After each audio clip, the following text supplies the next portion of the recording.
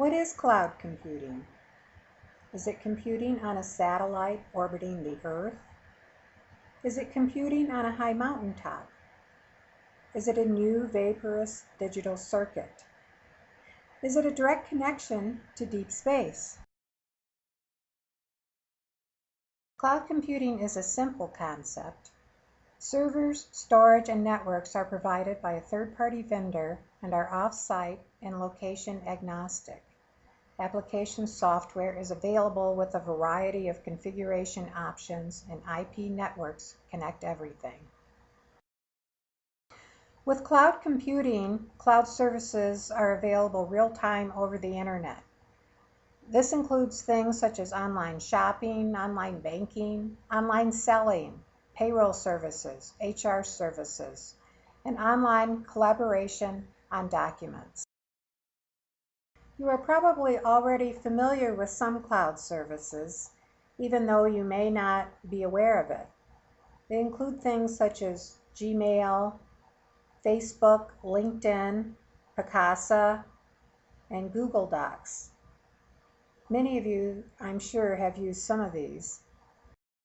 Gartner, a leading IT advisory company, recently released its hype cycle for cloud computing, with its peak of inflated expectations, its trough of disillusionment, and its slope of enlightenment. Because of all the hype about cloud computing, you may want to build a bridge to it.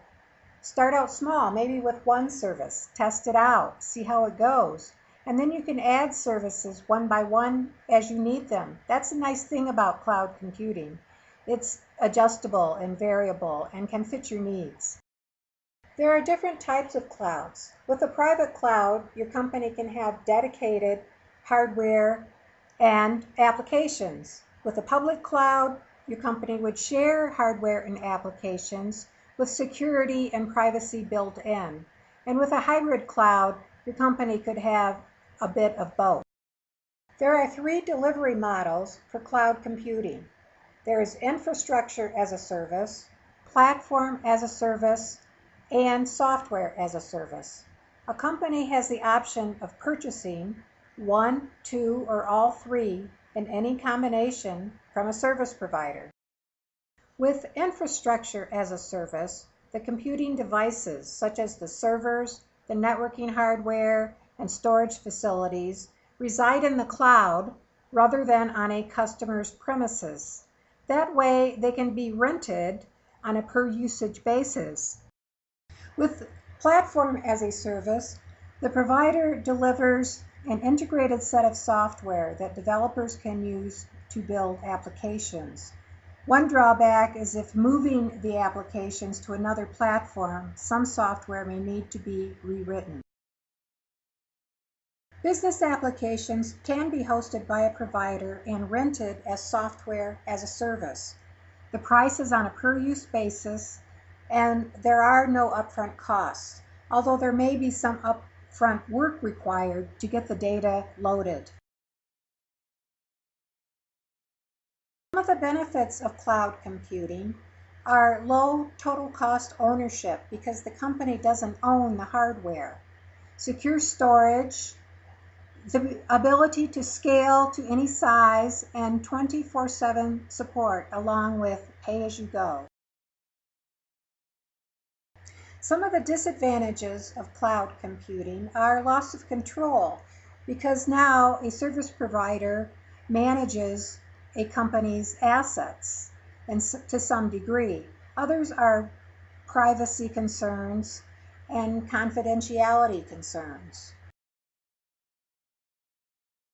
It is not necessarily easy to integrate cloud computing into the processes of a company.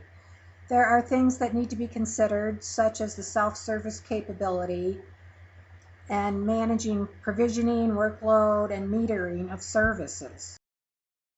A company needs to standardize processes for anything that resides either wholly or partially in a cloud so that nothing can fall through the cracks. These processes need to be defined and integrated with the processes an IT organization already has. The cloud provider has security, but that doesn't mean a user of the cloud doesn't need to provide security at the premises. The operating procedures between the cloud and the customer need to be clearly defined. Moving applications and services into the cloud changes an organization's basic data center topology, configurations, and interfaces. For this reason, it is imperative to design for the performance and to manage for optimal performance throughout the life of the cloud services. Provisioning is the setup and ongoing administration required to initiate an entity and keep it running. A well-defined agreement is needed with the service provider for allocating and provisioning services. Service management includes all of the things needed to keep the services running over time by both the service provider and the company. They include things such as change management, service and support, configuration management, and asset management. Cloud computing is a simple concept, but it's not simple to implement. There are many things to consider. Some of them are security, reliability, and availability. And you need to separate the reality from the considerable hype.